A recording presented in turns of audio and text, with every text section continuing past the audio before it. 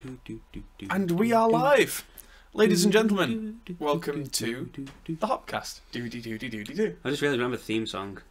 No, I keep thinking about that. I'm going to make us a theme tune. Yes, definitely. In the then meantime, I can hum it at the beginning. Hopcast. Marty, we have a hit! Yeah! We got a theme tune now. We're making big changes on the Hopcast, ladies and gentlemen. Oh, talk about changes to the Hopcast. Yes. Hi. This is Liam. You may have seen Liam before. Yes, you may have seen Liam before. I'm looking at the screen because I'm a complete idiot. And Liam is one of my best friends and is also kind of the business developer for the studio. So you won't have seen him on camera much. Yeah, but I've always been the silent partner, so to speak, other than in the early days of the studio when we had the record label. Yeah. Yes, indeed. But yeah, we decided this year that I'm going to get more involved, so you will see me much more regularly on the channel. To start, yeah, we are live, and it says green. No, it says orange, but it'll be green in a second. I'm sure it's fine. Is orange not good? It'll sort itself out, I am sure. Cool. Let's have a look. That's probably why. Pause. There we go. All the things. Well, Dropbox is trying to upload a copy of the stream at the same time we are streaming it. It's backup because I'm around and there's hard drives. Yes. So things might die. What a week we have had! A couple of weeks. Liam is now also known as the Destroyer of Drives. Drive Destroyer, worst superhero ever. Yeah. One of. So a couple of weeks ago, the studio computer went bang because the hard drive, who's over here, died. It's a Patriot Blast SSD. I've had that for a while now. And it's a terabyte one as well. Yeah. It has died of deadly death. It was working at midnight when I turned the studio computer off, and then when we had clients in at 9 in the morning, it wouldn't turn on. So it was kaput. Yes, kaput indeed. I might turn your mic up a bit or do that. There we go. Is that better? Here's hoping. Yeah, and then we've got one of these network attached storage NAS boxes called a Drobo, and that's decided to die as well. So, yes. 10 terabytes worth of stuff gone on that. Back up your data, kids. Back up your backups, as you said. If it's not in triplicate, it doesn't exist. Yeah, and I felt that today. Yeah. I have felt that today. Yeah, so I got the studio computer back up and running, as you can see behind me, with a brand new drive and reinstalled Windows and all that good stuff. And I made a video on it, which I'm in the middle of editing, so that's going to be with you within the week. Early access for Patreon members. Patreon. Yes, anyway, moving on. So, we've got quite a lot to talk about this week. We've been doing a lot of stuff. I've been reamping a lot of heavy guitars this week. I've got a new cab from Zilla, which is the 4x12, but it's a vertical 4x12, so the speakers are kind of like that, so it's a bit thinner, a bit taller. So what difference does that make? Don't know, really. It's one Time of those... for a video! Yeah, actually, yeah. It's one of those things where it's quite unique. Paul from Zilla was experimenting with making a cab for himself. Right. Something a bit new.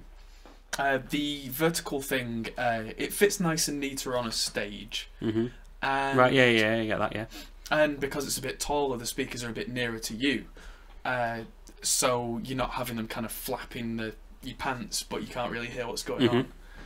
And a lot of them were designed like this in the 70s, apparently. A company called Sun, who are known for either the guitar that I've got over there, the Stratocaster. That's a Sun. Oh, your bundle of joy. My bundle of joy, my Stratocaster is a Sun Mustang. And this company also made amps.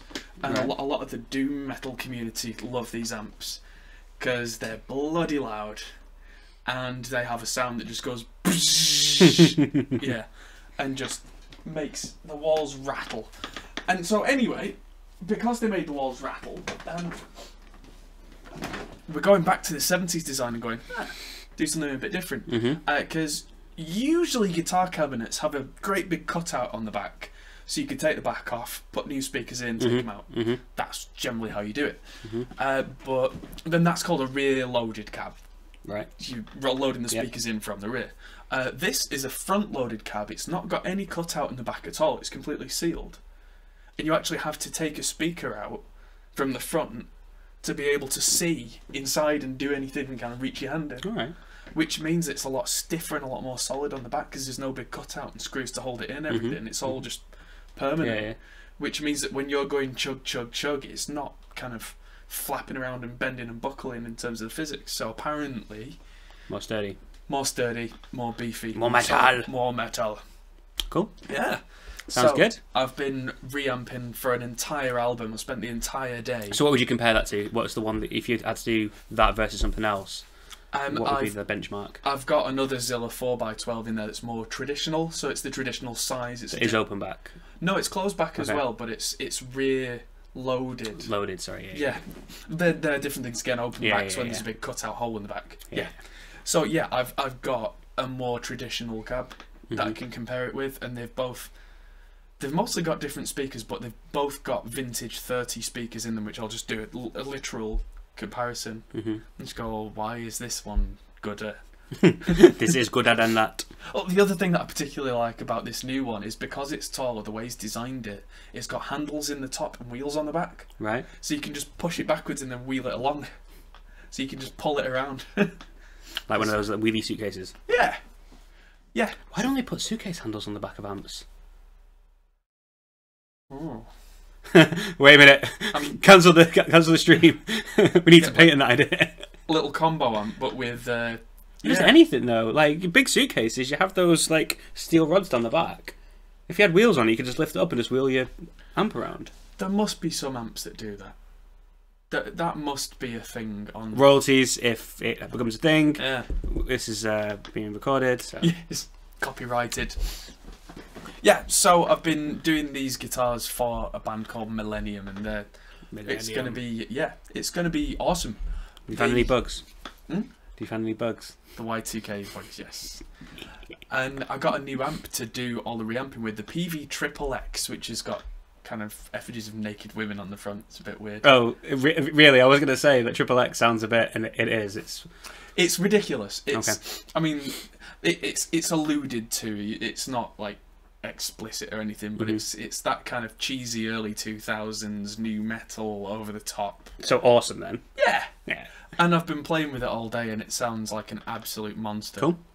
Yes, indeed. Cool. And there is a Triple X Mark II, but they've renamed it. It's now the Joe Satriani signature model, the JSX apparently. So Joe Satriani is porn amp. Mark II. Mark II. Yeah. Okay. Absolutely. Oh, Ash says that we should write a proper jingle for Patreon. Yes. Do do do do do. Patreon. Do do do do do. Patreon. There you go. Take that to the bank. Except you can't because we've copyrighted it. Thanks. Right, so let's start with some news. I'm going to flip this away quickly and go to news article number 1 of the day with the news of the sad passing of Jim Dunlop Sr. So, yeah, Mr. Dunlop is no longer with us. That sucks. It does indeed. He was Scottish, wasn't he? You know what? Yes, a Scottish immigrant. Moved over to California with his wife. You've been reading this article, haven't you? No. I know my stuff. Oh, that's fair.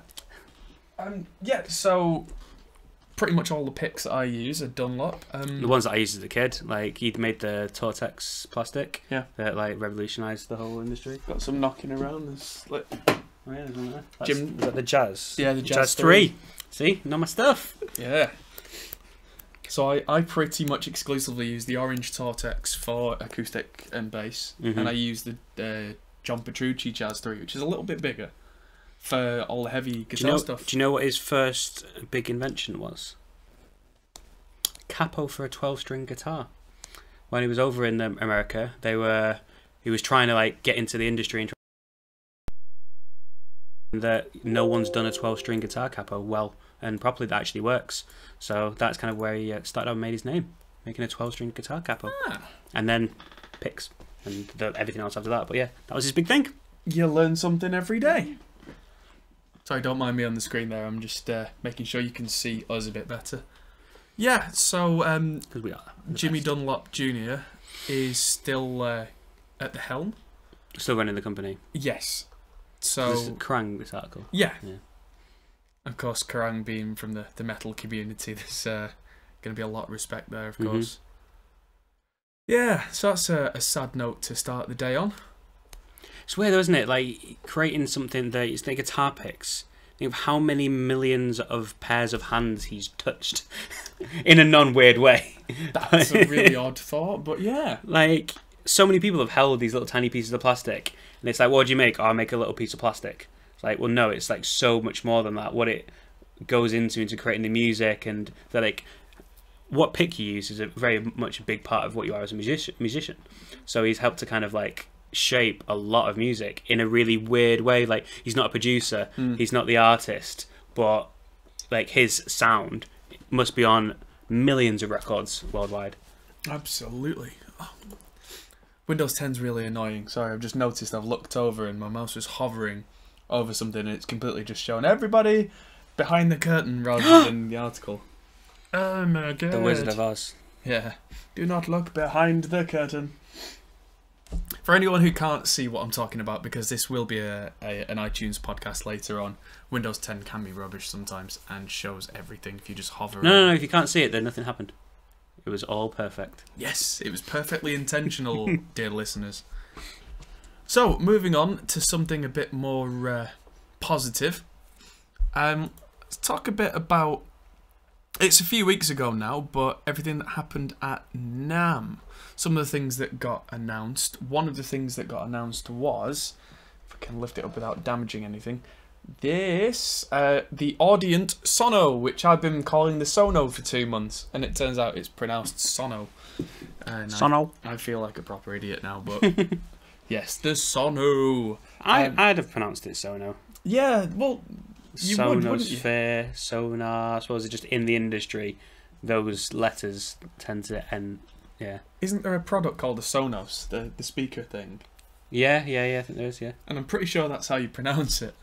Maybe it's Sonos, and you got that wrong as well. Maybe it's Sonosphere. Probably is. Oh well, Yeah. we suck. Oh well, too late now. I didn't do an English degree. It's not quite the same as linguistics, is it? I don't know. So what happened at NAMM? Everything. All the things were announced, and most of the things that were announced haven't been released yet because... What was NAMM. the best thing? Possibly the Sono, actually. Because a lot of people have said it, not just me. It's an interface that's basically got a guitar amp inbuilt. Oh, the 2 notes thing. The 2 notes thing and this whole thing, it's got a tube, whole valve stage in, and then it's got the virtual amp in as well. Mm-hmm. So if you want to stick... Bad, hot, good, some signal. Yeah, so it's Nice. It's guitarist friendly. It's got that whole... Yeah, because, I mean, I as an engineer know what 3 dB and minus 6 dB means, that kind of thing, but guitarists, they don't know, and most of them don't particularly care. Mm-hmm. And to be honest, that's kind of fair. Mm-hmm. Because, I mean, why should they care if it generally doesn't affect what they do? Yeah, just want to play music. Yeah, but if you're recording stuff and you want to make sure that, like, say, it doesn't sound absolutely shocking when you play it back, if the light's flashing that says bad, it's gonna sound bad. Right, so why was it the best thing? Because at the price point it's at, it does things that nothing else does. Like basically being an amp without having to do any software. Problem with software amps is still that you hit the chords and you have to wait a split second for the sound to come out. With this, because it's not software pretty much at all, it's all based in the box, you don't get that. You hit it and it makes the noise. So could I take that to a gig and just DI into the PA? Yeah, which again is pretty much unheard of. Well, don't you do something similar with your bass when you play live? I do. I have a preamp. I have not the one that I use for bass, but this is one of them. This is the 2 notes Le Crunch. I use the Le Bass, so that's pretty much that whole preamp thing. Except this pedal's 250 quid for one of them. How much is that? About 400 quid. Okay. But that's including the entire interface as well. So 2 premium microphone inputs and all the separate outputs. And so would you need a laptop with it if you were gigging? You don't have to. No. Right. That's the other thing. you can have a laptop and use it to control it all remotely, but you don't have to. In fact... So I'm playing, like, pub gigs in Manchester. What is going to be the difference between me taking, I don't know, like, 5150 out to the gig and having it mic'd up, or that? Deafness. Okay. That's the main thing. Me and the guitarist in my band, Elliot, we don't use proper amps anymore because, firstly, you never know if the venue you're going to turn up to, if that's going to be appropriate. Mm-hmm. Well, it's a big thing now with the sound capping of places trying to turn stuff down. Limiters, they're an absolute pain in the backside. But if you're running everything just through your PA system, it's entirely possible to just turn it down. Yeah. And it still sound good. Yeah. Problem with a lot Other of than amps. Drums, obviously, drums are always going to be the issue. Yes. If you play real drums. Yeah, that is always a problem. But you can generally like get a drummer to play with brushes, or you can stick T-shirts inside the drums and that kind of thing. There are ways around that. You can even use an electric drum kit, and a lot of bands do in smaller spaces. But that's the drum problem is a different problem. Yeah. But the thing is, like, with what we do with... he uses a Helix, and I use something like this. I use a preamp. If say, I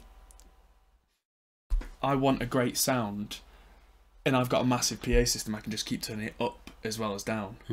And it won't suddenly mean that I'm going deaf from having a bass amp on one side, and the guitarist still can't hear me. Because that's the other thing, we listen to what we're doing on in-ear monitors, which means that no matter where we are, whether we're on a weird stage, whether we're somewhere that doesn't have a stage, like we're playing in a tent a lot of the time for weddings, we're playing on marquees, we can still hear each other. But sound quality wise, are you going to be able to tell the difference? Oh, now there's the thing. That is going to be so guitarist dependent. A lot of the old guard will say that none of this will ever be the same for them. That's the way that a lot of these guys have learned if they've been playing 20, 30 or more years. I feel like some of it's the feel on stage. Like, there is... You obviously, like, even just a point of, like air pressure. Yeah. Like, it will feel different not having amps around you. That is the argument. That is pretty much the thing. But you kind of get used to it. Yeah. I personally have always been quite happy to sacrifice that for consistency. And especially being the bass player, I stand next to the sub at the gig, so I'm not that bothered because I get that thump. But if I go running around the show because I'm on a wireless pack, I'm not going to be anywhere near the amps anyway. So I need to be able to hear it in the in-ears. And why would you put it through the in-ears in the mix if it's already coming out of an amp? And it starts to... In bigger venues, you probably do want an amp, and then you can mic it up. So you reckon this ideal for small local touring bands and like wedding bands and that sort of a thing? Absolutely ideal for people that want to just have... I mean, with that, it means you can literally have your guitar kit and that's it. Yeah. And you turn it to a gig. Absolutely. And then... And play a ukulele, and then all of a sudden you've got like a rucksack. Yeah. There are different ways of doing it as well. If you were to use one of these preamp pedals like that, La Crunch, and Two Notes have just released the pedal, the Cab M, which is just the cabinet side of things.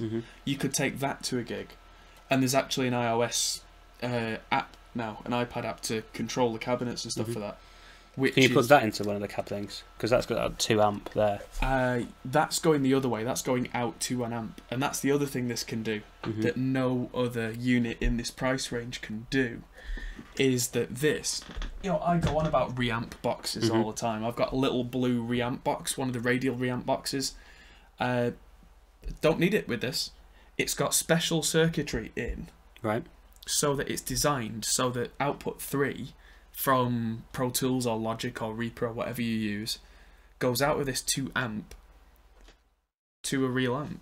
Cool. And it doesn't hum, it doesn't buzz, it doesn't crackle. That's generally always been the problem with just using an output to an amp, is they pick up noise, they sound terrible. This is designed specifically so you don't then need to spend over £100 on a reamp box. It's just in there. Very cool. So, yes. Nam, Sono. Sono. Yes. There was a lot more interesting stuff, like I said, the Two Notes Cab M was announced then, and that's coming out very soon, if not this week. I've got one of those coming to do a review of one of them. Cool. Yeah. Just before NAMM, the Rev pedals were announced, and there's one of them coming as well. So that's going to be reviewed. The G4, which is basically metal in a pedal. Metal pedal. Metal pedal. You're going to put the metal pedal through the metal amp cab. I will put the pedal with the metal. You're going to put the pedal to the metal. Yes. I was trying to not say that, but yes. But then I could use that metal pedal into the Sono because it's a very clean amp in here. It's kind of like almost a Fendery type thing. But if you stick a metal box in front of it, you're off. Cool. And then it's got a button for presets so you can change. You're doing a video on this as well anyway. I am. Yeah. Yeah, that's going to come out soon. So let's not dwell on this any longer. This is the remote app, by the way. Oh, the app that comes with it. So you could have that on your laptop at a gig as well. Yeah, so you can see it. You can do it all with a mouse. But there's 3 presets on here for cabs, so you don't need this. You save your presets and then just jam that button. Cool. Sounds good. Yeah. So that's Next. In the tech news, USB. I've just noticed I'm not Chris. Yes. And I'm not Adam. Well, I'm not Adam and you're not Chris. Yes, to anyone who's arrived late to the show. And wondering why Chris has got a smaller beard and is nowhere near as tall and slightly fatter. Chris is coming back. I have not replaced Chris in any way. We just decided that with me being more involved in the studio, we're going to do the Hopcast weekly. So Chris will still be on the monthly one, and he's welcome to come whenever he's available to come into any one of these. But yeah, we're just doing more. So there will still be the same amount, if not hopefully more, Chris. And maybe even 3 of us. Yes. Like that would be super cool. I sent him a message earlier tonight seeing if he was available for this. Unfortunately, he wasn't, but that's always a possibility. But yeah, so we're going to do more Hopcasts and with more people. Another announcement for us, actually, is that we need some jingles, and we need a mixed Xbox. What are they called? Ash, what are they called? You know. Stream Deck. Stream Deck, yes. So you can go, and I can be in charge of the Stream Deck. Can I finally justify buying a Stream Deck? I've wanted one for years. Yes, indeed. Sorry. Anyway, onwards. Yes. So that's really thrown my train of thought now. This is a one-off Friday broadcast, but we're going to be going live regularly on Thursdays. Yeah, because ironically, I was out with Chris last night, so I couldn't do it yesterday. Yes. Typical. My 2 co-hosts were busy seeing each other. There was Nando's to be eaten, so you know. Always fair. Yeah, so it's going to be weekly, and we're going to be trying to get special guests on as often as we possibly can. We have a couple lined up already. We do. We just need to schedule a timing for them. It's nailing the dates down. But we've got people coming on to talk about speakers, talking about amps, talking about pedals, talking about all sorts of interesting things. So hopefully, and if you've got any ideas of like who you would like to see, like let us know. Say I want to see you guys chatting to such and such. Send it across, and we'll see. Like a big part of my job now is the business side of it. I'll try and get in touch with them. Absolutely. See what we can do. So if there's anyone that you want to be on the Hopcast as our special guest, let us know, and we will do our absolute best. Yeah, I can't promise anything, but you know we'll try. Yes. Yeah, I think I've got 4 or 5 lined up. It is just a case of getting dates together. Yeah. But we're going to be doing a little segment every week. Ash wants a Stream Deck and she doesn't even stream. They're very cool. Yeah, the Stream Deck's the little box that goes brr, brr, brr, when you program it right. But we can do that. There's actually a Loading Ready Run. I watch all their streams, and one of their guys, Paul, is the technical guy. And he actually did a stream where he wrote plugins for XSplit that do things like playing brr, brr, brr sounds and throwing little emojis across the screen and stuff. Okay. Yeah, so we'll have to do something similar. You're going to make me code. Don't make me code. Don't make me code, Adam. Well, I can basically just show you Paul's code and get you to copy-paste. I can copy-paste code. That is what everyone code. That is coding, though, really. That is coding 101. Find the right code. Stack Overflow, copy-paste doesn't work. Stack Overflow, copy-paste finally works. Yeah, just go through 3 or 4 of them until one works, and then change a variable.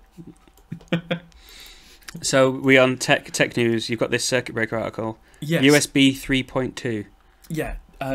So another digression. This is an article from The Verge. Who are not the most what's the word? They're not the most reliable source recently because of an embarrassment with the video that they put out with making PCs. Yeah, I saw a bit of it earlier with you. Yeah.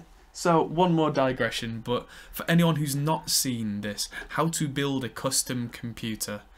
I'm not going to play the sound because a well-known channel got a big copyright strike from using this video.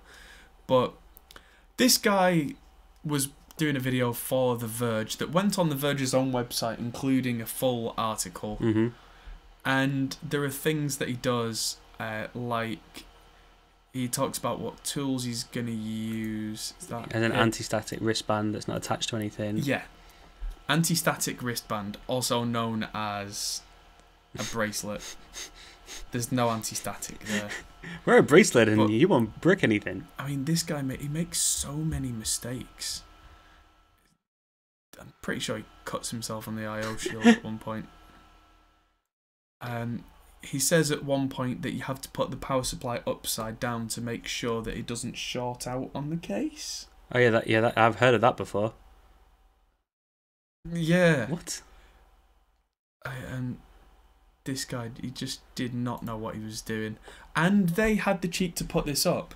And then when everybody piled on and said, like, hey, this is not right. Yeah, don't. If you're trying to learn, don't show them this way because you're gonna show people wrong. Yeah. First thing they did, disable comments. Wow. Yeah. They eventually pulled the La video. la, can't hear you. Yeah. This is a re-upload. And then, so they eventually pulled the video. I'm just going to pause that. And when they pulled the video, they then put a little bit of a retraction on the written article, but not really much, just a bit at the top, bit of an edit. And then Kyle from Bitwit, who's like in the 6 digits of subscribers, like 600,000, something like that. He'd done a reaction video as his alter ego Lyle, because this guy, he's from an Asian family. So he did this, I'm Lyle. He's like proper like hamming it up for the cameras. And so the owners of The Verge had it taken down with a copyright strike. Which is not the same as a copyright claim. This means that their lawyers actively went out of their way to take submit this guy it. Yeah. And even with one copyright strike, that then means that you can't do a live broadcast until that's resolved. That's Oh wow. Okay. yeah, it's a big deal. And then if you That's get not good. if you get 3 strikes, your channel gets taken down. Wow. Yeah, so it's a big deal. It's all been rescinded. YouTube actually turned around, did a manual review of it, and said this is ridiculous, because it was in fair use that he was using little bits and then reacting and doing a comedy skit based on it, and that is technically fair use. Cool. So what's your USB 3.2 and why should I care? USB 3.2 is the new standard. The new standard. There's always a new standard. Okay. There's always a new standard, but USB 3.0. That's the blue one. Is the blue one.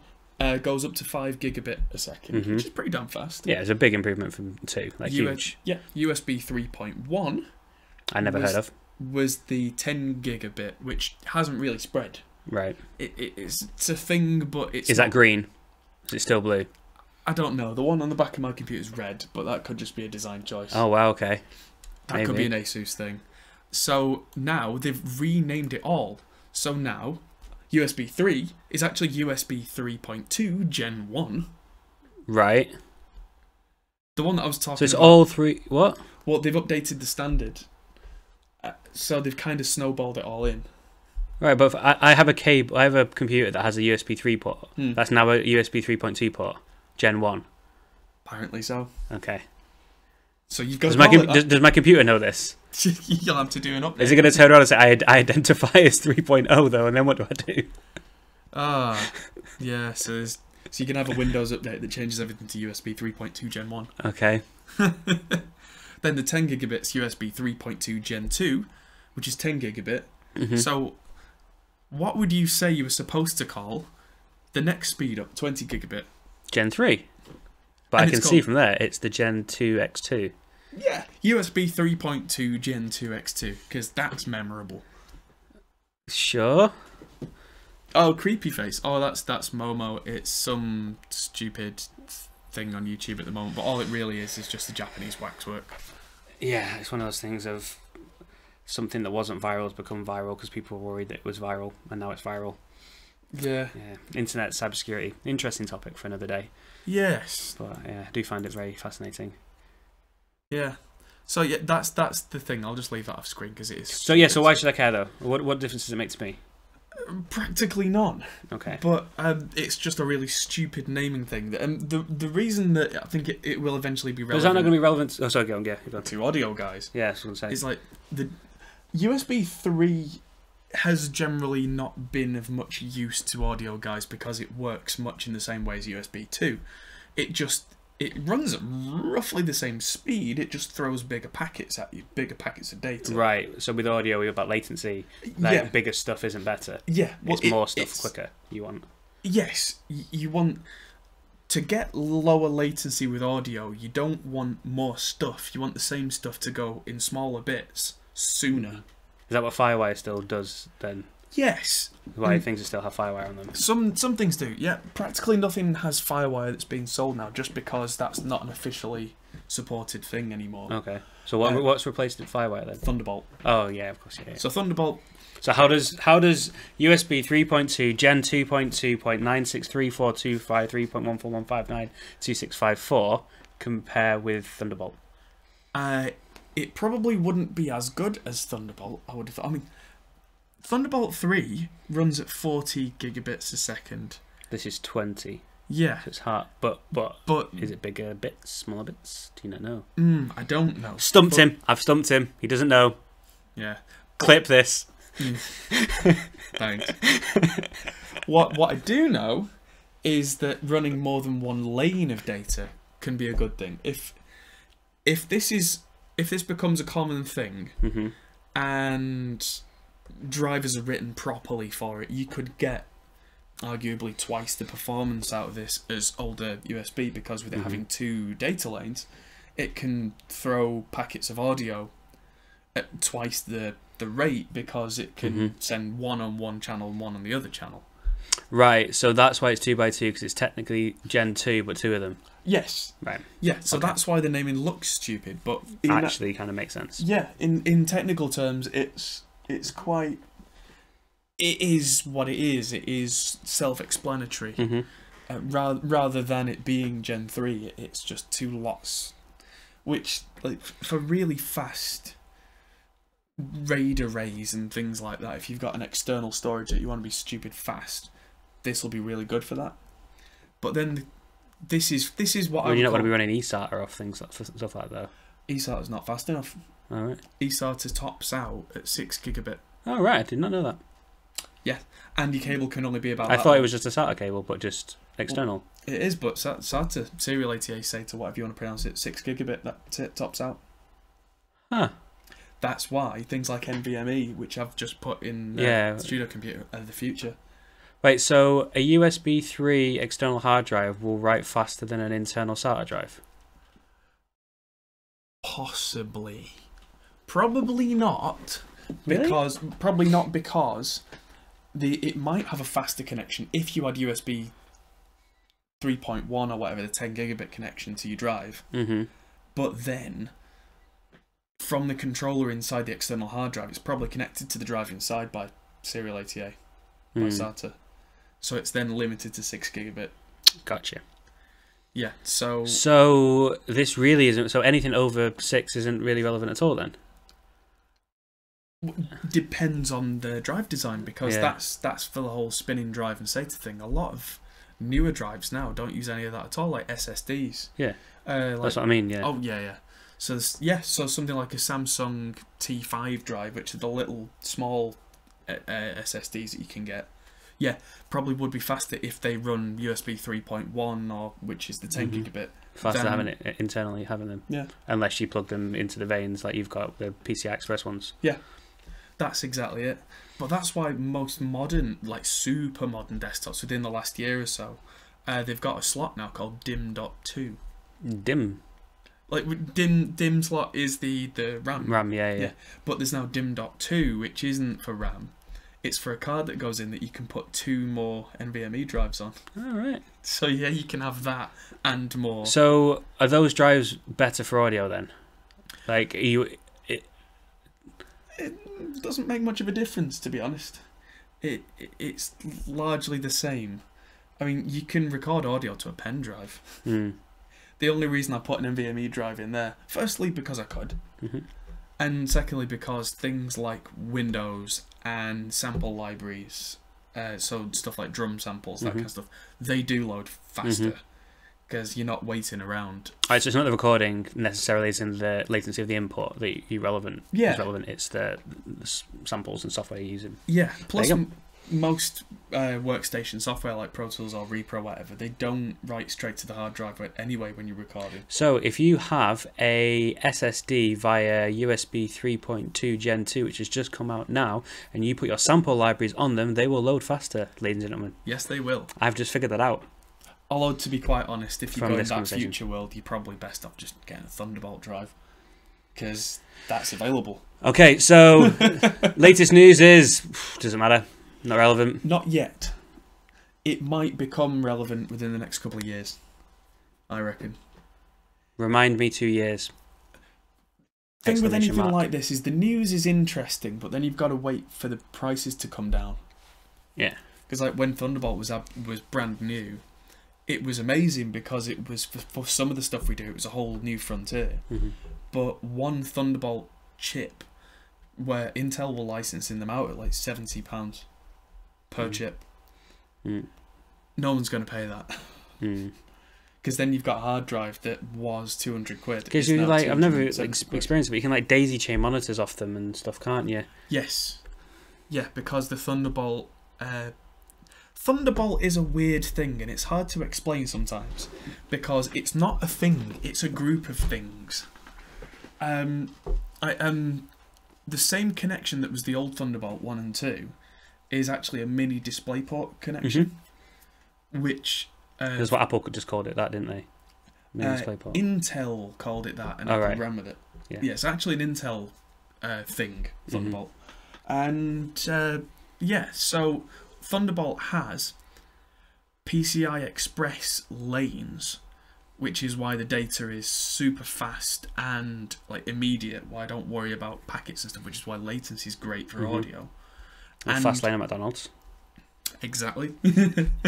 And also it can just send like DisplayPort data just alongside it.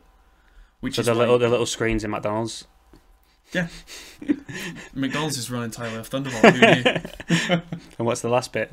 Please tell me something slower, which is like going up to the kiosk or my whole analogy falls over right now. USB? Like, USB can run over Thunderbolt 3. Which is a lot slower and therefore just like queuing up with the rest of the common riffraff. Yeah. There you go. There you go. Thunderbolt is McDonald's if you ever forget. Best analogy ever. Thunderbolt is McDonald's. Yeah, so Thunderbolt 3 is USB as well on that cable.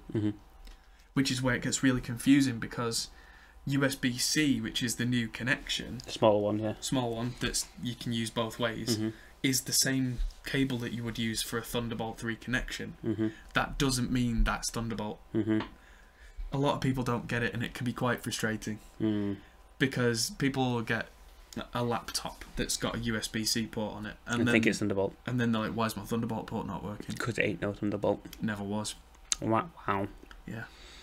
I wonder how many people are going to get a Sono because it's got USB-C on the back, plug it into a Thunderbolt port, and then wonder why they're not getting Thunderbolt performance. Even though it will work, because then, say you were doing that on a MacBook, it would then use the USB-C USB protocol over that cable, and it would just work. But you wouldn't get the performance you thought you might get.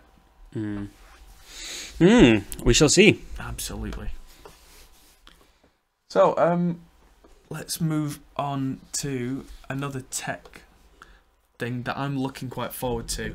I'm looking at getting back into making videos about PC builds for audio again, because that was very popular. Yeah, we've had a lot of interest with people wanting to know how they should build studio computers and what they should be made up of and stuff. Yeah. So it's something we're going to get back into.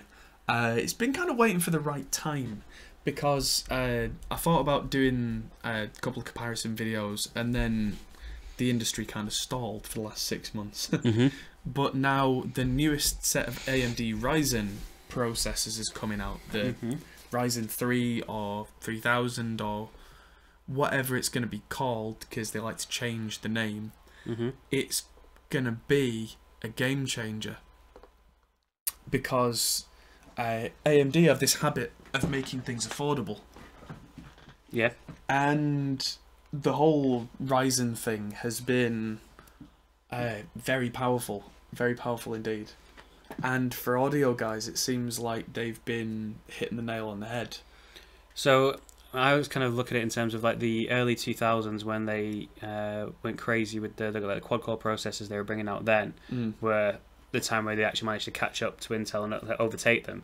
And then Intel with the sort of the i3, i5, i7 overtook them again in terms of price, performance and quality.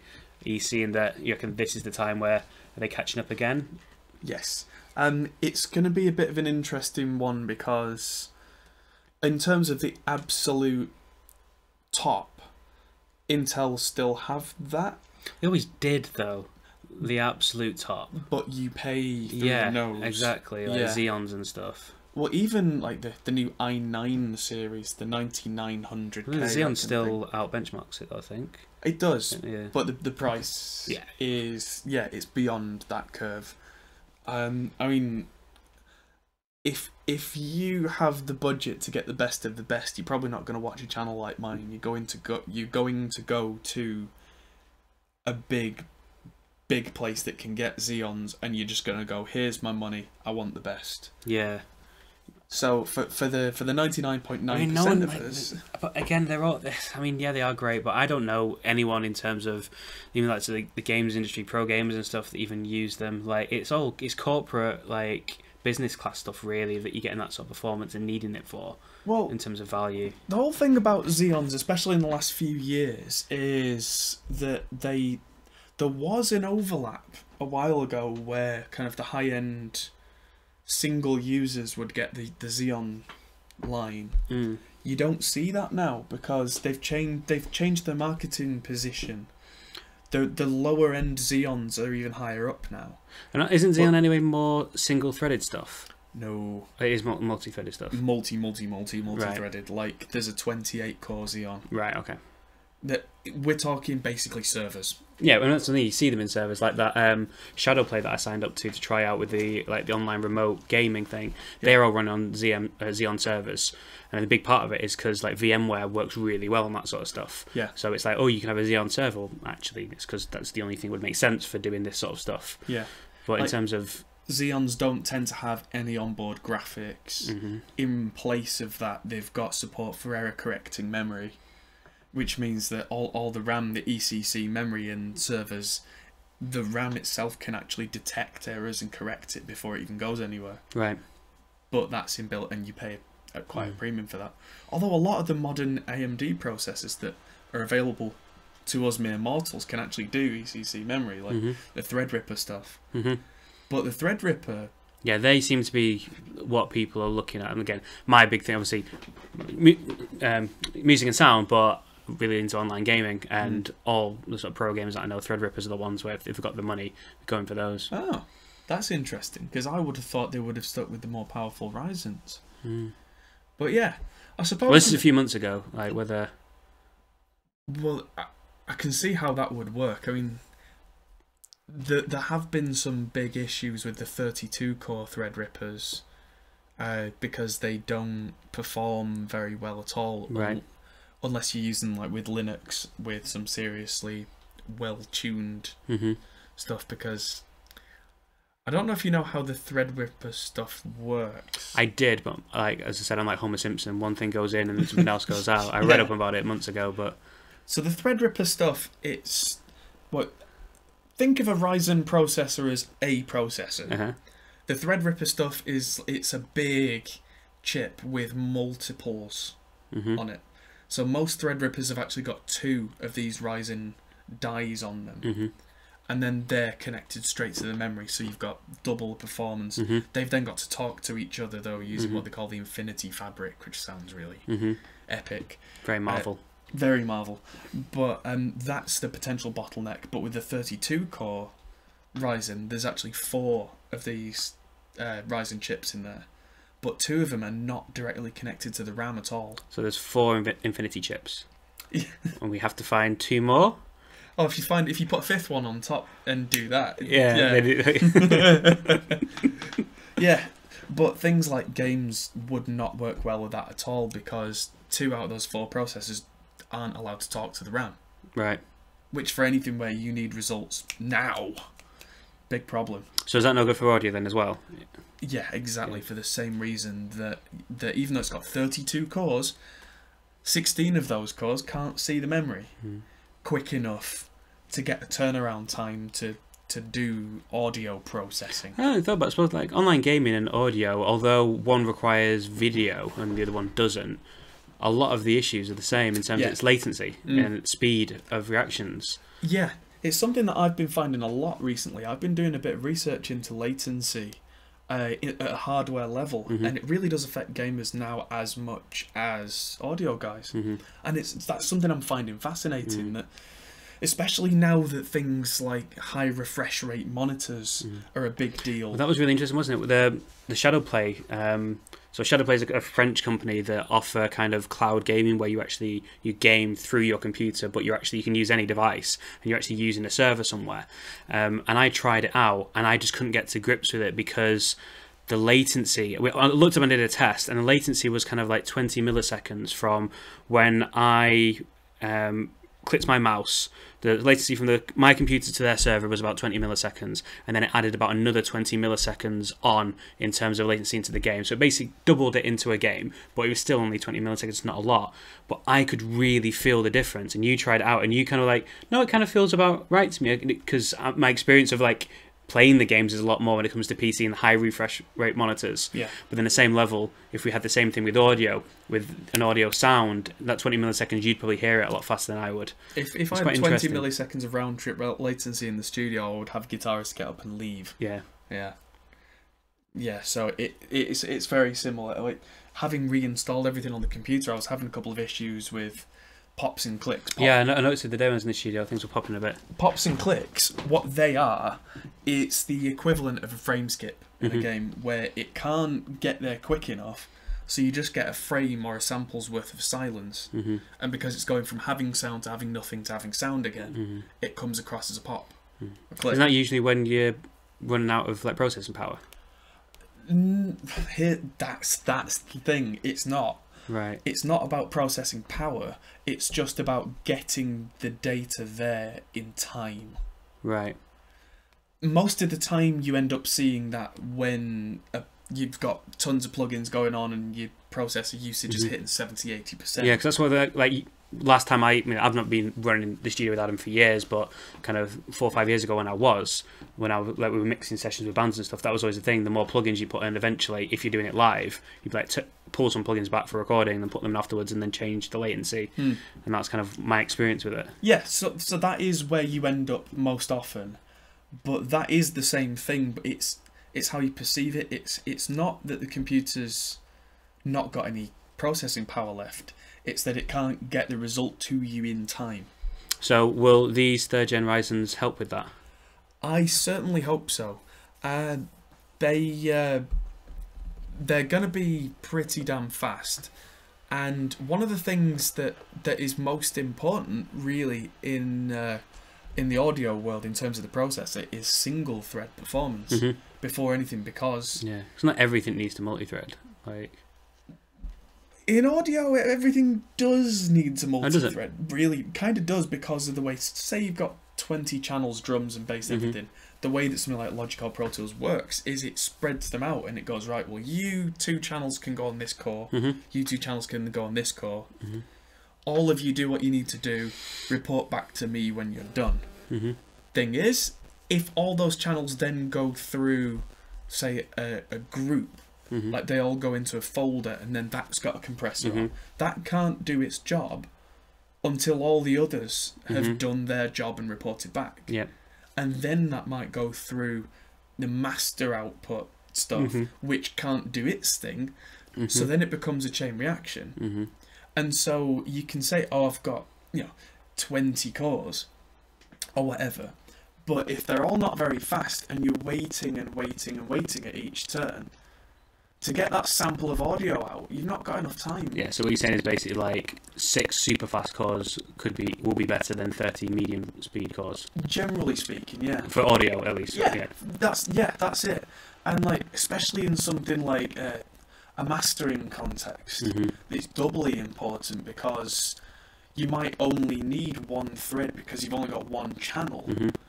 But that's going to be stacked to the rafters with little bits of processing. And they'll all get sent out to different cores to be dealt with. But no, they can't. Right. That's why you need single use. Because you've got one channel of audio, and it's got to go through every plugin in order. Apparently the sound went a bit crackly. Crackly? Crackly. Oh. Is it still crackly? Are we still cracking? Crackle-ackle-ackle. Anybody? Let me just check headphones. Oh yeah, Hello. that is crackly. Well, there we go.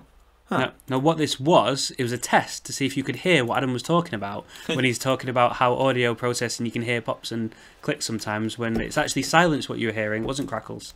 Yeah. Maybe? Thanks for the heads up, Ash. Okay, so... Is it fixed now? It is. Okay. Yeah, I just restarted the audio for the voice meter. Okay. Voice meter banana. Voice meter banana is awesome. Banana. So, yeah, if you've got, say, 10 plugins in a row on one channel, it's got to do them in order.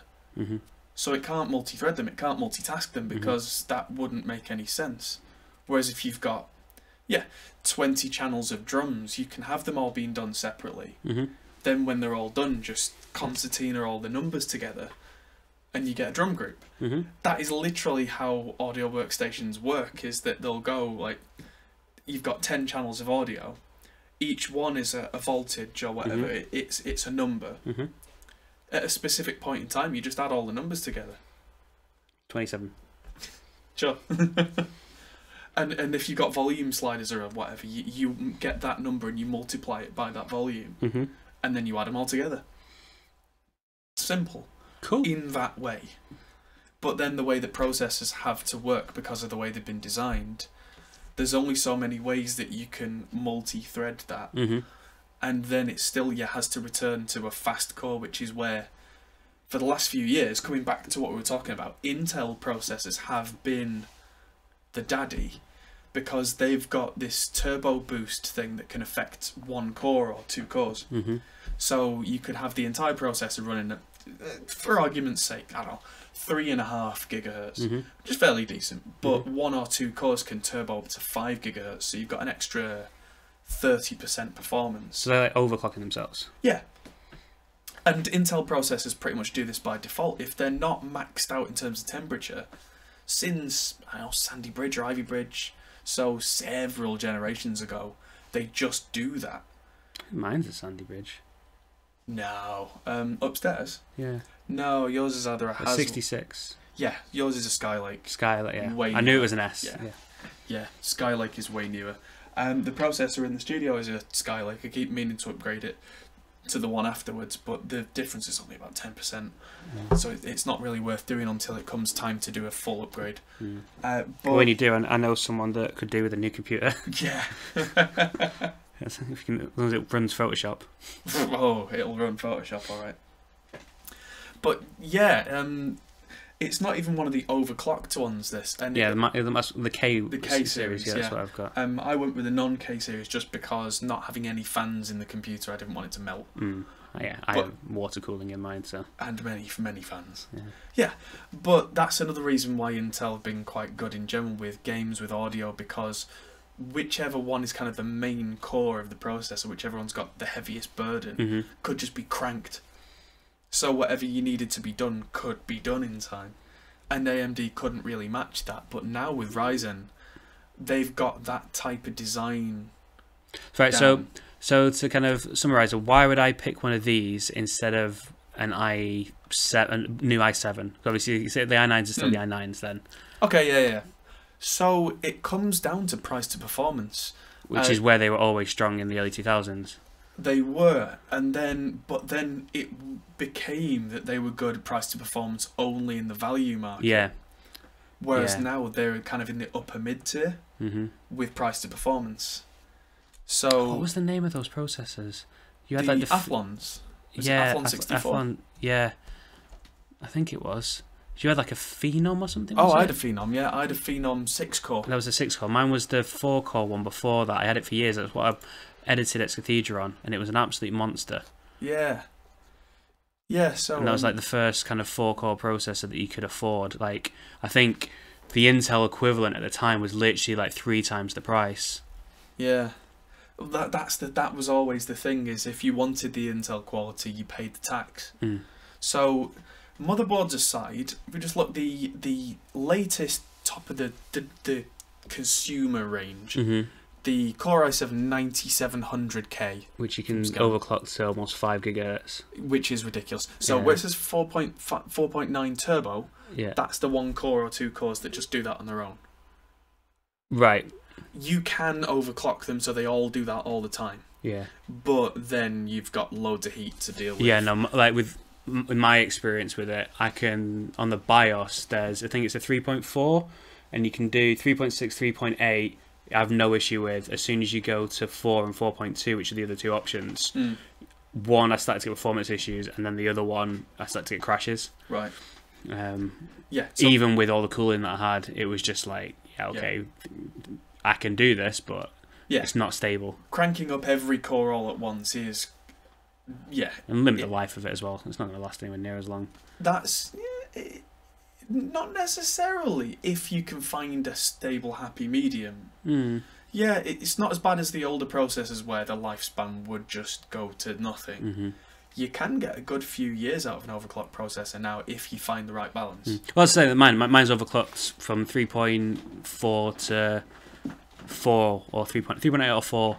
And I've been running about for 2.5 years now, like all day, every day. Yeah. Like, it's fine. Yeah. And that's it. And you can run these at like 4.5 gigahertz, 5 gigahertz constantly with lots of cooling. Yeah. with So yeah, you're saying so that's the top of the range of that. But that's nearly 400 quid.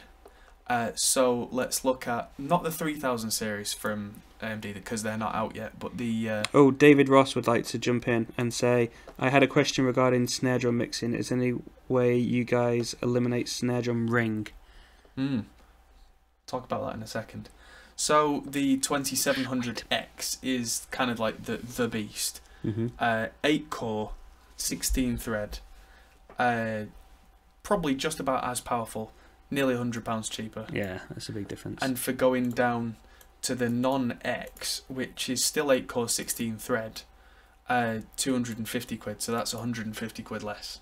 That's a big difference. That's nearly half the price. Yeah, that's what it used to be. For like a 10% power difference, and it is genuinely like a 10% difference. It's not 10%, ooh, but you feel that 10%. It really is like a close run thing where Intel, you pay the tax for the Intel tax. Cool. Yeah. So AMD, I mean, we said the Ryzen series, they were coming back, but you feel like this next one could be the point where they're really competing now with price-wise. Yeah, where they're really getting on par power-wise as well. Because motherboards though, motherboards still gonna like they're affordable. Yeah. Yeah, the AMD and Intel boards are pretty much on par in terms of pricing. The motherboard industry seems to have stabilised really now to maybe 5 or 6 big manufacturers in the West. They're the ones that like Asus, Acer, Gigabyte, MSI. Not many more really. Where there used to be loads, like Foxconn used to make loads. They don't even really bother now in the West because they are far too busy making components for Apple. So if you are running AMD Ryzen 7 7200 or an Intel i9, what was it, 9200K, and you're recording... That one, 9700. And you're recording snare drums, how would you eliminate ring? Yes. Okay, so... I got you. I got you, David. I was coming back I got you, David. I was coming back to it. So, snare drum ring. First thing I would say is maybe don't worry so much about dampening it. I always start my drum mix now backwards. I start with drum overheads and then add the close mics to it. If you're finding that drum ring is a problem, try eliminating it from your overheads first You use an EQ, a digital EQ, and just try and notch it out so you make the most narrow EQ band that you can find, and you sweep it round until you find the most disgusting bing, bing, bing, and then you just turn them out volume from lots to not lots. If anyone listening has ever recorded with a Canon 5D Mark II and used the inbuilt audio, you will know that there is a really horrible noise that is exactly that. And I remember I was notching that out, and I remember showing you, this is how I'm getting rid of it. You're like, oh, that's terrible. You can't do that. And then I played you back like, oh, it works. It works. It was awful, dirty audio trick to get that rid of it. But that's exactly what I did with that. The opposite, kind of notching it out. Yeah, absolutely. I mean, there's options. You could use a gate on the snare so it just goes dish, dish. And I often find that a bit of ring on a snare isn't a bad thing. That's what I was going to say. Like, surely, depending on the type of music, it's more like a preference sort of thing. You kind of, I know a lot of drummers that would want their snare to ring a bit, and add a bit of sing to it. Yeah, I mean, are we talking in terms of mixing as well, or are we talking recording drums? Because if we're recording drums and getting rid of ring, put your wallet on the snare. Put your wallet on the snare. My iPad's just died, so I'm going to try and get the questions. It's one of the most classic tricks that drummers have used for years and years, which is just get your wallet and just put it on the snare drum, and it goes from ding to dsh. So one of the other things as well is the style of music. Like, if you're recording, you're trying to have a dance music or something where you want a very or hip hop maybe, where you just want a very static drum snare sound. Yeah. Then, I suppose that's completely different. So if you want something that's got a bit of, I don't know, what sort of styles would you want? A bit more ring, like jazzy type things, or rocky stuff. A lot of rocky stuff has more ring on the snare than you think it does until you listen closely. Generally because it blends into the rest of the track, especially once heavy bass and guitars are in there. I think this would be one of the key things. That was one of the first things that I learned from Adam, because I used to record audio myself on my own before we kind of did together when I was a kid, recording like bands for friends and stuff on like old 8-track recorders and stuff.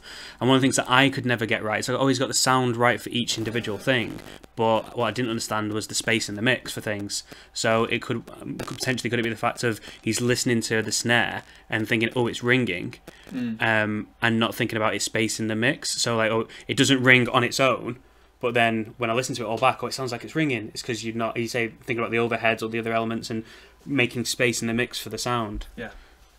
That's it. It's all context dependent. It's the kind of thing where I wouldn't worry about it too much until the mixes start to come together. Then if it's a problem, then do the EQ trick to try and find bits, and not even necessarily remove it completely. Just take a bit out. You'll find if you take the ring completely out of a snare, suddenly the life's gone out. Yeah. So what you do is you turn it all the way down till the life's gone, then turn it back up a bit until the life's back.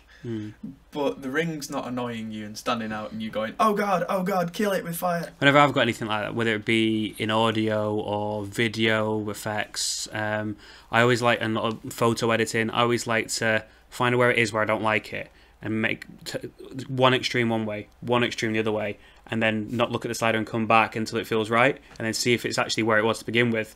And I realise, oh, it was right.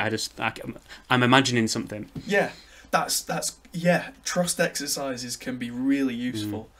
I do it all the time in a mix. If I can't tell what it is you don't like, or for instance, if I can't tell if the guitars in a mix are too loud, I'll grab the fader that is all the guitars. I'll just turn it off, and then I'll just look away and I'll just push it up until it sounds right. Yeah. And I'll look over and I'll go, oh, that is a bit lower, or no, it was right. Yeah. Or it needs to be a bit higher, or yeah. Yeah. And just by not looking at it and just using your ears for a minute, just for that split second, but not as the old patronising, oh, just use your ears, just for that split second, trusting what you hear. Because you overthink things, yeah. Like when you think you hear something, I think my kind of point of being, if you think there's one specific problem, it's really hard to fix a specific problem sometimes, because that's all you'll hear then in terms of getting it right. Yeah. Cool. So I think that is Mix Corner for the day. Yeah. That was an hour and 5 minutes. It was. It's easy to waffle, isn't it? It is. So I think we're going to sign off at this point. Cool. I've been Chris. I've been Dave. Alan. Alan. Liam. I'm Liam. Hi guys. And I'm Adam. And this is Hopcast Studios and the Hopcast. And we will see you next week, Thursday. What sort of time? 8 p.m. UK time. That's cool with me. Yeah, that's what we're going to try and settle on, I think. Are we going? Not doing the studio every week, are we? No. So we'll be. Oh, we get to see my den. Oh yeah. Yeah, my den. Get my den set up. Yeah. I don't think I'll bother coming down here. I think I'll just do it in the den upstairs. Entirely up to you, man. Cool. It just so happened that we were both here today, so we've done this from the studio. But generally, I do my part from the studio too. Studio 2. So from us, we'll see you next week. See you very soon. Thanks for watching. Cheers, Support guys. us on Patreon. Yes, please do. We need the money. We're broke. We're not rich. Bye. There we are. Bye.